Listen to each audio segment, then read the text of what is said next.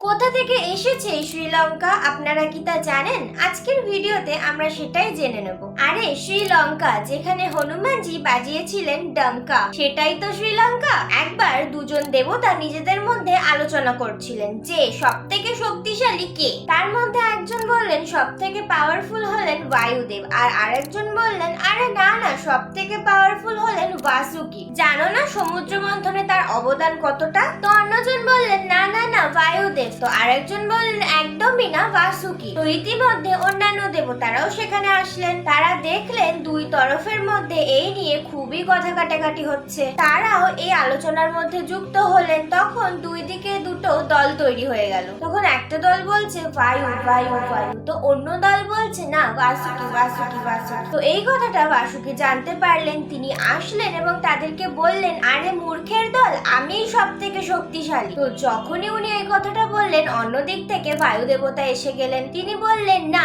আমিই সব থেকে বেশি পাওয়ারফুল। এই করতে করতে দুজনের মধ্যে খুবই দ্বন্দ্ব বেঁধে গেল। আর তাদের মধ্যে শর্ত লাগলো চলো পরীক্ষা করে নেওয়া যাক কে সব থেকে বেশি শক্তিশালী। কিন্তু কোথায় পরীক্ষা করবে? তো ঠিক করা হলো মেরু পর্বত, যেটা স্বর্ণের তৈরি, সেখানে পরীক্ষা করা হবে। তো বাসুকিদেব বললেন ঠিক আছে, আমি এই মেরু পর্বতের চারিদিকে জড়িয়ে যাচ্ছি, তোমার যদি ক্ষমতা থাকে তুমি আমাকে নাড়িয়ে দেখাও। আর এই বলে তিনি মেরু পর্বতের চারিদিকে নিজেকে খুব আষ্টে পৃষ্ঠে জড়িয়ে নিলেন। আর এরই মধ্যে বায়ুদেব তার ক্ষমতা দেখাতে লাগলেন। সে খুবই জোরে জোরে হাওয়া দিতে লাগলেন। বায়ুদেব যত জোরে হাওয়া দিচ্ছিলেন, বাসুকি ততই নিজেকে আরো আষ্টে পৃষ্ঠে শক্ত করে মেরু পর্বতকে জড়িয়ে রাখছিলেন। আর এই দ্বন্দ্ব যুদ্ধের মধ্যে তারা তো মেরু পর্বতের কাছ থেকে সম্মতি নিতেই ভুলে গেছিলেন। তখন মেরু পর্বত কোনো উপায় না পেয়ে আমাকে বাঁচাও বাঁচাও বলে ব্রহ্মাজির স্মরণ করলেন। তখন ব্রহ্মাদেব আসলেন এবং তাদেরকে বললেন আরে দাঁড়াও দাঁড়াও, দুজনেই খুবই পাওয়ারফুল। এইভাবে তিনি এই দ্বন্দ্বযুদ্ধ শেষ করলেন আর তাদের দুজনকে শান্ত করলেন। আর ইতিমধ্যে কি হয়েছিল, মেরু পর্বতের একটি টুকরো ভেঙে পৃথিবীতে পড়লো। আর এই যে স্বর্ণের টুকরোটি পড়েছিল, এটাকে বলা হয়েছিল ত্রিকুটা পর্বত, যেটি পরে শ্রীলঙ্কা নামে পরিচিতি পেয়েছিল।